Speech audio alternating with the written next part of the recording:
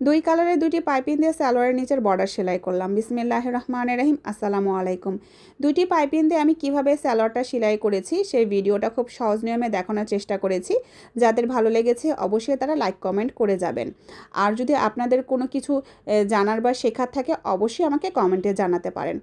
প্রথমেই বলে যে আমার সালোয়ারটা ছিল প্রিন্টের, আর এই প্রিন্টের কাপড়ের মধ্যে বিস্কিট কালার আর লাল কালার সবুজ কালার ছিল। আমি বিস্কিট কালার আর লাল কালারটাই নিয়েছি পাইপিং দেওয়ার জন্য। প্রিন্টের কাপড়ের মধ্যে প্রথমে আমি বিস্কিট কালারের কাপড়টাকে 2 ইঞ্চির মতো নিয়ে সেটাকে একটা সেলাই দিয়ে নিয়েছি।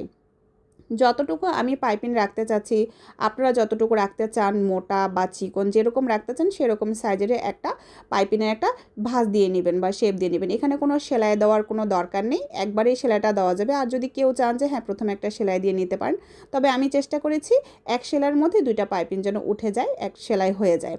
লাল কালারের কাপড়টাকে আমি 5.5 ইঞ্চি নিয়েছি, কারণ আমি চেয়েছিলাম যে আমার সালোয়ারের নিচের যে বর্ডারটা হবে সেটা যেন একটু চ্যাপ্টা এবং বড় হয়, তাই 5.5 ইঞ্চি নিয়েছি। আপনারা যতটুকু চান অতটুকুই নেবেন। তারপরে 1/2 ইঞ্চির মতন ভাঁজ দিয়ে সেটার উপরে আমি লাল কালার যতটুকু পাইপিংটা রাখতে চাই অতটুকুই রেখেছি। চেষ্টা করবেন যে দুইটা পাইপিংয়ের জন্য একই রকম একই সাইজের হয়। আমি একই রকম একই সাইজে রাখার চেষ্টা করেছি। আশা করি আপনারা ভিডিওটা বুঝতে পেরেছেন।